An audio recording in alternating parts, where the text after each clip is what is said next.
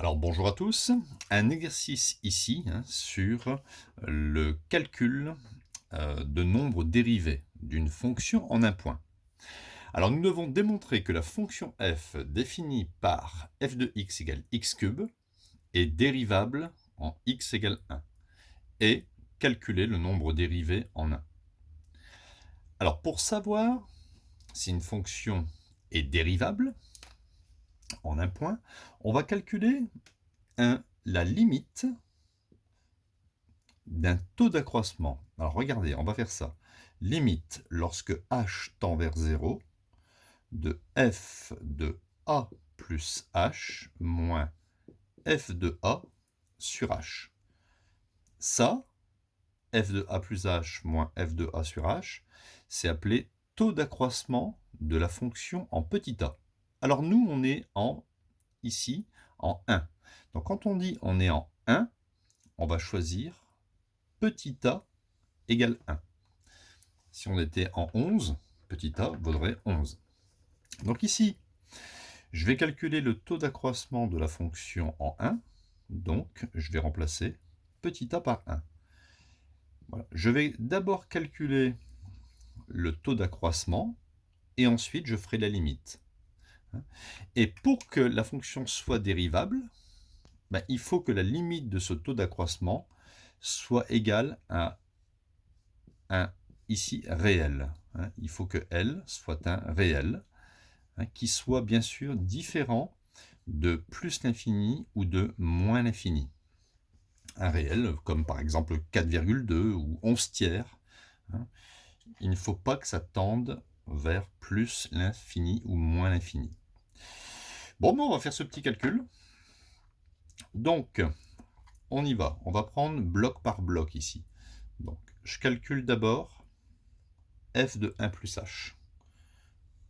Donc, f de 1 plus h, je remplace x par 1 plus h. Donc ça fait 1 plus h au cube. Alors pour développer le cube, je vais adopter une technique simple. Je vais dire que c'est 1 plus h puissance 1 multiplié par 1 plus h au carré. Un peu comme quand vous dites 5 au cube, vous écrivez que c'est 5 fois 5 au carré. Parce que 1 plus 2, ça fait 3. D'accord? Ok, donc je vais laisser 1 plus h devant, le facteur, multiplié par, et là je fais l'identité remarquable, a plus b au carré. A carré, ça fait 1 au carré, ça fait 1, plus 2ab, 2 fois 1 fois h, ça fait 2h, plus b carré, ça fait h carré. Allez, maintenant je vais distribuer. 1 fois 1, 1, 1 fois 2h, 2h, 1 fois h carré, h carré, h fois 1 plus h, h fois 2h, 2h carré, et h multiplié par h carré, ça fait bien sûr h au cube, puisque 1 plus 2, ça fait 3 au niveau des exposants. J'obtiens donc h au cube, ça c'est fait. Ici, au niveau des h carrés, j'ai 1h carré plus 2h carré, ça fait 3h carré. 3h carré. Au niveau des h, j'ai 2h plus 1h, ça fait 3h. Et j'ai plus 1. Voilà, on a déjà fini de calculer ici f de 1 plus h. Bon, sur le côté ici, je peux faire, regardez, je vais le faire ici, mais c'est vraiment pas très difficile. F de 1, l'image de 1, c'est 1 au cube. 1 fois 1 fois 1, ça fait 1. Allez, on y va. On calcule la limite de ce taux d'accroissement, et on verra bien ce qu'on va obtenir. Donc, limite de ce taux d'accroissement égale, à chaque fois il faut recopier, égale limite quand h tend vers 0. Alors, f de 1 plus h, ça fait h au cube plus 3h carré plus 3h plus 1 moins f de 1. Tiens, c'est bizarre, à chaque fois, vous voyez, ça fait plus 1 moins 1 ici. Divisé par h. Je peux simplifier plus 1 moins 1. Ensuite, je peux dire que c'est limite quand h tend vers 0. Donc ça fera h cube sur h plus 3h carré sur h plus 3h sur h. Alors déjà, 3h sur h, on peut simplifier par h, égale limite quand h tend vers 0, h cube sur h puissance 1, ça fait h puissance 3 moins 1, ça fait h carré. H carré sur h, ça fait h puissance 2 moins 1, ça fait h puissance 1. Et ici, plus 3. Donc, le taux d'accroissement de la fonction en 1 sera égal à h carré plus h plus 3. Maintenant, je fais la limite de ce taux d'accroissement. Je fais tendre h vers 0. C'est un petit peu comme si vous faites h vaut par exemple 0,00001, hein, proche de 0. Donc là, ça fera quelque chose qui est proche de 0. Hein. Ça va tendre vers 0. H puissance 1 va tendre vers 0. Et il reste 3. Et le 3 correspond ici au nombre dérivé de la fonction en 1. C'était le nombre L que je vous avais dit tout à l'heure. Donc, c'est bien ici un réel qui est différent de plus ou moins l'infini, ça fait 3.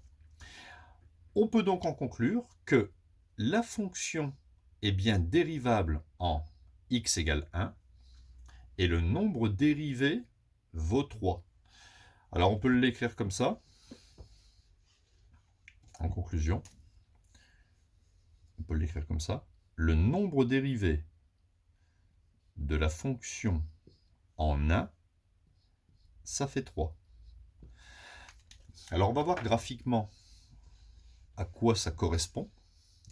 Donc le nombre dérivé de la fonction en 1, ça se note f'. Donc si je fais, regardez, je vais faire un petit graphique simple de la fonction cube à main levée. Donc la fonction cube, on sait que c'est une fonction qui est croissante.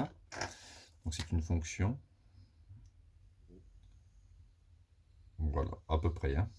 Voilà, une fonction qui est croissante. Vous placez ici en x égale 1. Voilà. Alors, x égale 1, donc on sait que 1 au cube, ici c'est l'image de 1, ici c'est f de 1, c'est-à-dire 1 au cube, bien sûr ça fait 1. Ici c'est le point H de coordonnées 1, 1. Il y a une tangente unique qui passe par ce point. Voilà, je la représente comme ça. Alors moi j'aime bien noter par exemple cette tangente, j'aime bien la noter par exemple, souvent on la note TA. Ici c'est petit a, d'accord? Petit a égale 1. Donc on peut la noter par exemple T1. Ça veut dire tangente au point d'abscisse 1. Eh bien, on a trouvé que le nombre dérivé f' de 1 faisait 3. 3 correspond à la pente de la tangente. Ça veut dire quoi? Ça veut dire que quand tu te situes par exemple au niveau de la tangente, si tu avances de 1, tu montes de 3. On peut même si on est ailleurs ici, quand on avance de 1, on monte de 3. f' de 1, retenez bien ça, f' de 1, le nombre dérivé de la fonction en 1, correspond à la pente de la tangente à la courbe au point d'abscisse 1. Si ça avait été f' de 8, eh bien ça aurait été la pente de la tangente au point de la courbe d'abscisse 8. Voilà, donc la vidéo là est finie. Pareil, hein, si vous avez aimé, n'oubliez pas de vous abonner à la chaîne pour être au courant de toutes les nouvelles vidéos, hein, et il y en aura beaucoup d'autres. Et puis n'oubliez pas un petit j'aime aussi, c'est toujours sympathique.